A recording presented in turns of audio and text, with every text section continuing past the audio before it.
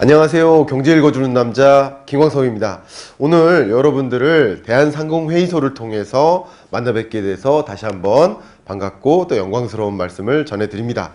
자, 저는 이미 미래시나리오 2022를 통해서 공조자들하고 코로나19 이후에 경제, 사회, 문화, 정책, 기술적인 그런 변화가 어떻게 될지 말씀을 이미 드려왔습니다. 네, 마침 제가 매년 발간하고 있는 제 베스트셀러가 있죠.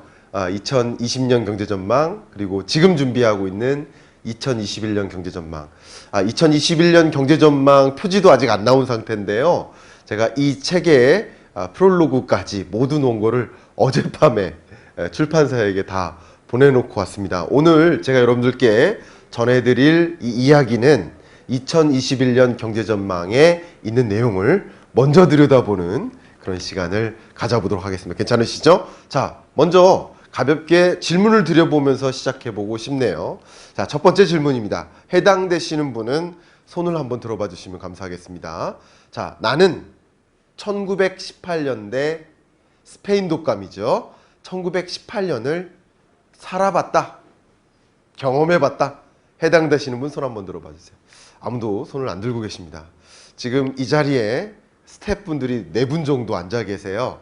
이 4분들도 지금 웃고 계십니다. 아무도 손을 안 들으십니다. 다시 한번 손들 기회를 드려보도록 하겠습니다. 그러면 나는 1930년대 대공황을 경험해봤다.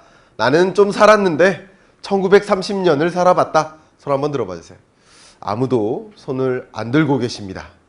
여러분이 이 두 질문에 대해서 손을 안 들으셨다면 여러분이 경험하고 계시는 이 2020년의 경제는 여러분 인생에 단 한 번도 경험해보지 못한 경제가 될 것이다.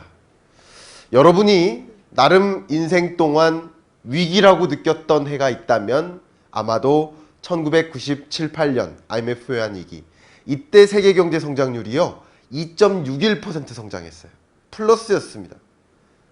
근래 들어 가장 큰 경제 위기라고 했던 2008년 글로벌 금융위기, 그때조차도 세계 경제 성장률은 마이너스 0.073%, 마이너스라고 하지만 소수점 지우면 그냥 0입니다. 그런데 올해 세계 경제 성장률은 IMF가 마이너스 4.9%로 전망합니다. 다시 한번 강조하지만 이 마이너스 4.9%라는 세계 경제 성장률은 여러분 인생에 단 한 번도 만나보지도 들어보지도 경험해보지도 못한 성장률이다. 그런 경제가 2020년의 경제다. 이렇게 대혼란의 시대, 대봉쇄의 시대, 앞으로는 어떻게 경제가 전개될까? 그 속에서 나는 어떤 기회가 있고 어떤 위협이 있을까? 정말 궁금합니다. 그 궁금증을 이 책에서, 이 강연을 통해서 들여다볼 수 있는 그런 시간이 되었으면 합니다. 특히 제가 굉장히 좋아하는 사진이 있는데요. 우리가 시궁창에 빠져도, 거대한 바닷속에 빠져도 어디를 바라보느냐에 따라서 그 결과는 달라진다. 2020년에 있었던 대혼란, 공포, 불확실성, 2020년의 경제 충격만 바라볼 것인가? 아니면 2021년에 이 경제 충격으로부터 벗어나는, 저는 이탈점이라고 표현을 했습니다. 이탈하는 경제, 회복되는 국면, 2021년 경제를 들여다볼 것인가? 여러분은 어디에 초점을 맞추고 살아갈 것인가? 어디 속에서 기회와 위협을 판단하고 그 준비된 날을 만들 것인가? 본 강연을 통해서 그런 기회가 됐으면 하는 마음입니다. 먼저 제가 여러분들께 전해드릴 이야기는 위드 코로나. 사실 코로나19가 처음 등장할 때만 해도 굉장히 단기간에 끝날 거로 생각을 했었습니다. 그런데 생각보다 장기화되면서 코로나와 함께하는 삶, 함께하는 일상, 함께하는 소비, 함께하는 기업 경영, 함께하는 정부 정책, 결국 일상이 됐다. 그래서 위드 코로나라는 표현이 생겼고, 결국 우리는 이 위드 코로나를 통해서 빅데이터로 본 일상의 변화를 한번 들여다봐야 되지 않을까요? 가볍게 들여다보고 시작을 하도록 하겠습니다. 실제 코로나19 이후에 세계의 주된 이슈가 바로 경제 문제가 됩니다. 역시 세계 소셜미디어 상에 언급되어 있는 대중들의 키워드, 관심사를 가지고 분석해 보니까 경기 침체라든가 증시 폭락이라든가 이런 경제적 불안감을 느끼면서 경제 문제가 가장 중요한 대중들의 관심사로 부상합니다. 개인 건강 문제도 굉장히 크게 부상하죠. 당연히 코로나19에 따른 이 전염병 확산에 따른 이 감염, 그리고 건강, 우려, 이런 것들에 대한 관심이 크게 증대되는 상황입니다. 직장, 직업을 잃습니다. 그러니까 직장 문제, 직업 문제, 이런 문제에 대한 대중들의 관심이 크게 부상하죠. 대중교통이나 사회활동도 마찬가지입니다. 말 그대로 사회적 거리두기가 이행되면서 나는 어떻게 이 대응을 해야 되나, 대중교통을 이용은 해야 되겠는데 어떻게 사회적 거리두기를 유지하고 나는 뭔가 이 건강 그리고 전염병 감염을 예방할 수 있을까, 이런 대중들의 관심사가 눈에 띄게 늘어납니다. 자, 세계인들의 관심, 이것도 중요하지만 우리나라 사람들의 라이프스타일 어떻게 변화하는지 들여다보고 싶지 않습니까? 이미 서울관광재단 그 빅데이터를 이용해서 코로나19 전후로 감소한 키워드와 또 증가한 키워드, 여러분 소셜 네트워크상에서, 블로그상에서, 기사에 대한 댓글 속에서, 유튜브 글의 영상에 대한 댓글 속에서 여러 가지 SNS를 통한 키워드 검색이 가능하죠. 그 빅데이터를 바탕으로 해서 확인을 해 봤더니 코로나19로 엄청나게 감소한 키워드가 바로 여행입니다. 맛집 찾아가는 것도 많이 줍니다. 당연히 여행이 주니까 미세먼지에 대한 관심이 줄어요. 실제 미세먼지도 줄었지만 미세먼지 확인조차 줄어요. 왜요? 밖에 나갈 일이 없으니까. 데이트라는 키워드도 줍니다. 데이트할 일이 없고 카페 갈 일이 없어요. 벚꽃 구경, 축제 갈 일이 없어요. 이런 키워드에 대한 검색이 많이 줍니다. 당연히 밖에 나갈 일이 없으니까 패션에 대한 관심도 줄어듭니다. 대신 뭐가 늘어날까요? 바로 집이라는 단어가 엄청나게 부상합니다. 집이라는 단어가 부상한 만큼 집에서 무엇을 할까? 집에서 책을 볼까? 어떤 컨텐츠를 즐길까? 게임을 즐길까? 그러면 집 근처에서 산책을 즐길까? 이런 전혀 다른 방향으로의 우리의 관심, 라이프 스타일의 전환이 있겠죠. 실제 이런 라이프 스타일의 전환에 대응한 대표적인 기업의 사례가 바로 홈 오피스의 수요가 크게 증가하는 모습입니다. 재택근무가 일상화되니까 집안을 재택근무가 가능한 환경으로 바꿔나가고 엄청나게 많은 홈 오피스 가구 업체들의 주가 상승이라든가 매출액 증대가 실제로 이어집니다. 당연히 집에서 운동해야 되니까 홈트가 부상할 수밖에 없어요. 특히 모션 캡처 기능, 5G에 기반한 이런 AI 코칭 서비스를 전달해서 집에 있지만 언택트로 트레이닝을 받지만 나는 보다 더 커넥티드 되어 있다. 언택트 앤 커넥트. 다시 말하면 비대면화된 환경에서 보다 더 AI 코칭과 실시간으로 여러 가지 의사소통을 진행하면서 코칭을 받는 새로운 언택트 문화로의 전환이 일어납니다. 집에서 게임을 해야 되는데 많은 친구들과 더 연결되고 싶어요. 저 친구는 어떤 사양에, 어떤 장비에, 어떤 무기를 갖고 있는지 알고 싶어요. 클라우드 기반의 게임 서비스, 다시 말하면 보다 더 커넥트되어 있다. 다시 말하면 언택트 앤 커넥트된 이런 새로운 라이프 스타일의 변화가 일어납니다. 제가 여러분들께 한번 질문 드려보고 싶습니다. 지난 한 달 동안 은행에 몇 번 다녀오셨습니까?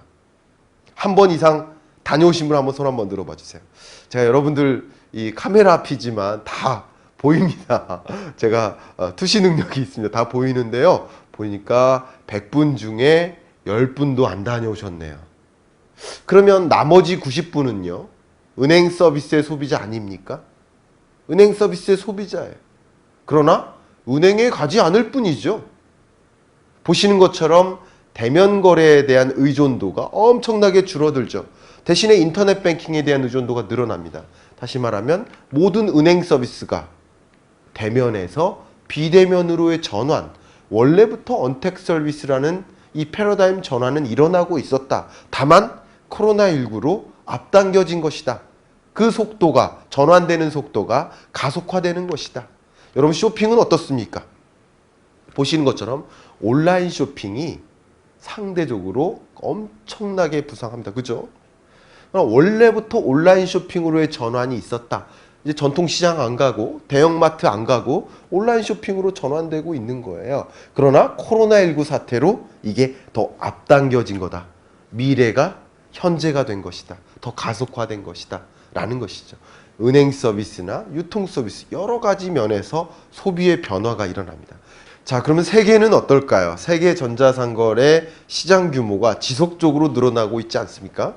물론 코로나19 상황, 이 위기 상황, 대봉쇄의 상황에 적절히 대응해 나가면서 앞당겨졌겠죠. 어떤 대응들이 있었을까요? 가장 두드러진 그 대응 중에 하나는 바로 아마존입니다. 여러분, 필팩이라는 거 들어보셨습니까? 약국마저 비대면 약국이 등장했습니다. 온라인 약국, 미국의 50개 주에 걸쳐서 약국 허가를 다 받았고요. 10여 개 국가에 넘게 지금 상표를 출원하고 있습니다. 이렇게 약국마저 온라인화되고 비대면화되고 있다. 이런 과정에서 월마트는 또 어떻게 대응했을까요? 월마트는 나름 장점이 오프라인 매장이 있다는 것이죠. 그럼 오프라인 매장을 이용해서 어떤 언택 서비스를 제공했을까요? 보시는 것처럼 curbside 픽업. 여기 뭐라고 써 있습니까? 맨 위에. order online. 온라인에서 주문하고 픽업 here. 이 주차장에서 픽업해라. 주차장 픽업 비즈니스 모델입니다. 왜냐하면 오늘 주문해서 내일 새벽에 배송되는 물건도 필요하겠지만 지금 당장 필요한 물건도 있단 말이죠. 그렇죠? 당장 필요한 물건은 온라인으로 주문하고 주차장에서 픽업해 나갈 수 있도록 하는 새로운 언택 서비스 비즈니스 모델을 제안했다라는 것이죠. 월마트는 그뿐이 아닙니다. 익스프레스 딜리버리 서비스 역시 오프라인 공간이 있기 때문에 집 앞에 2시간 내에 배송해 주겠다. 익스프레스 딜리버리 서비스라는 새로운 언택 서비스를 접근합니다. 아마존은 아마존대로, 월마트는 월마트대로 이렇게 달라지는 소비 패러다임의 변화 속에 적절한 대응, 이런 것을 우리는 특별히 resilience라고 표현하지 않습니까? resilience 역량을 보여준 겁니다. 위기 상황에 어떻게 그 위기 상황을 기회로 만들까? resilience 역량이 필요함을 더 적극적으로 제시해준 비즈니스 케이스라고 볼 수 있겠습니다. 자, 지금부터는 코로나19 이후의 경제, 어떤 변화가 있을지 적극적으로 함께 시청해 보도록 하겠습니다. 자, 긴축의 시대에서 완화의 시대로의 전환. 제가 2020년 경제 전망에도 2019년에 쓸 때 뭐라고 했냐면 2020년에는 초저금리 시대에 진입할 것이다 라고 했습니다. 보시는 것처럼 2008년 금융위기 때 미국 경제가 거의 파탄이 났죠.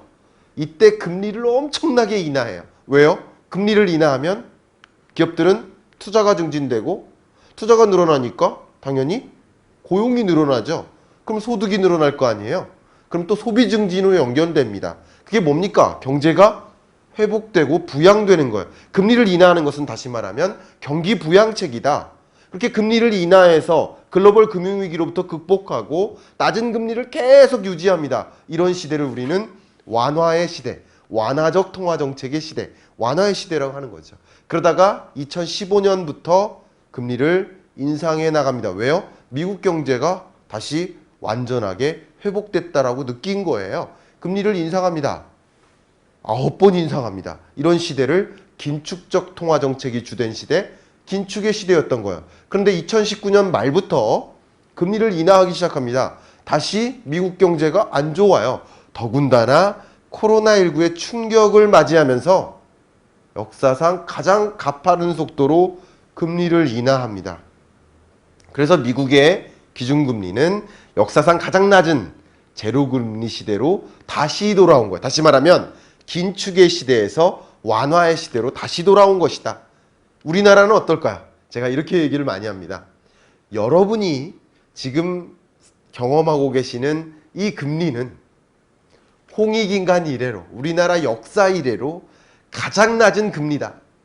지금 우리는 우리나라 역사상 가장 낮은 금리 시대에 살아가고 있다. 이렇게 강조를 하죠. 이렇게 완화의 시대에 진입합니다. 그런데요, 많은 기자분들이 저한테 질문을 많이 해요. 물론 코멘트 받아서 기사 쓰려고 질문을 하는 건데 뭐라고 질문하냐면, 아니 코로나19 끝나지도 않았는데 경제 충격이 아직도 심각한데 아니 왜 이렇게 자산 가치가 올라가는 거예요? 부동산 가격이 이렇게 고공행진하는 거예요? 주가는 왜 이렇게 다시 제자리로 회복된 거예요? 코로나19 끝나지도 않았는데 자영업자들 죽겠다고 난린데 왜 그런 겁니까? 라는 질문을 해요. 그 질문에 대해서 제가 되묻습니다. 뭐라고?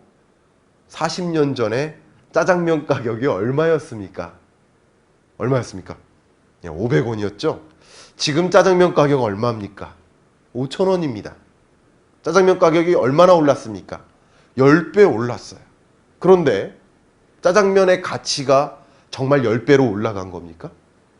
짜장면의 가치가 정말 올라갔습니까? 혹은 다른 여러 대체재들이 많아져서 그 40년 전에는 짜장면이 only you, 유일한 최고의 외식 상품이었지만 지금은 짜장면 먹는다 그러면 그냥 끼니 때우는 느낌 아닙니까? 짜장면의 상대적 가치는 오히려 줄어들지 않았습니까? 그런데 왜 가격이 10배로 올라간 겁니까? 짜장면의 가치가 올라간 겁니까? 돈의 가치가 떨어진 겁니까? 돈의 가치가 떨어진 거죠. 자, 앞에 말씀드렸던 금리를 인하하고 무제한 양적 완화를 이행하고 정말 적극적인 재정 정책을 투입해 나가는 과정에서 돈의 가치가 어떻게 됩니까? 떨어진 겁니다.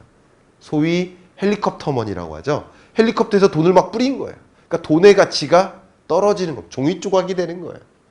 그런 동안 상대적으로 자산 가치는 어떻게 될까요? 올라갈 수밖에 없겠죠. 그래서 월스트리트과 메인스트리트 간의 갭이다 라고 표현을 하죠. 월스트리트는 소위 뭡니까? 자산 가치, 자산 시장을 뜻하고요. 메인스트리트는 소위 말하는 실물 경제, 서민 경제를 뜻합니다. 다시 말하면 서민 경제는 아직도 죽겠는데 자산 시장만 고공행진하면서 월스트리트과 메인스트리트 간의 갭, 엇갈림이 이어집니다. 실제로 자산 가치는 이렇게 상승하는데 소득은 줄어요. 여기서 중요한 질문이 던져집니다. 여러분, 물론 CEO 여러분들은 좀 다른 얘기지만 일반 직장인들 관점에서 1년 동안 정말 성실히 일해서 2천만 원 모았어요. 안 쓰고 아껴서 2천만 원 모았어요. 그럼 2천만 원만큼 부자 된 겁니까? 자산 가치는 우리 집 값은 2억 올랐는데요. 그러면 나는 2천만 원만큼 부자 된 겁니까? 아니면 1,800만 원만큼 가난해진 겁니까? 이로써 재테크에 대한 관심이 크게 부상하는 겁니다. 그런 관점에서 많은 분들의 질문이 이 부동산 시장입니다. 부동산 시장 잡힐까? 부동산 시장은 제가 2019년 경제전망, 2018년에 쓴 2019년 경제전망 때는 2019년에 부동산 매매 가격이 조정될 것이다 라고 했습니다. 조정되죠? 그리고 2020년 경제전망에서는 부동산 시장에 투자할 때다라고 표현을 했습니다. 실제 고공행진하죠. 2021년 경제전망에는 제가 뭐라고 설명했을까요? 네, 조정되는 국면이다라고 이미 썼습니다. 제가 책에 있는 내용을 먼저 이렇게 발설해드리면 우리 출판사한테 혼나는데 그냥 말씀드리겠습니다. 좀 혼날 걸 각오하고 말씀드리는 중입니다. 기본적으로요, 전세 수급 지수가 이렇게 고공행진하죠. 왜요? 금리가 떨어지니까 집주인이 전세를 선호해요? 월세를 선호해요? 월세 내놓고 싶죠. 월세 내놔요. 그러니까 전세 공급량이 줄어요. 그런데 더군다나 정부 정책은 어때요? 다주택자를 규제하죠. 다주택자를 없앤다. 만약에 우리나라의 다주택자를 0으로 만든다. 그 얘기는 곧 전세가 0으로 줄어든다는 뜻이에요. 다주택자가 줄어들면 전세 공급이 줄어드는 거예요. 이게 주거 안정이냐? 저는 너무 화가 납니다. 이 부분에 대해서. 이게 정책의 방향성이 맞는 것이냐?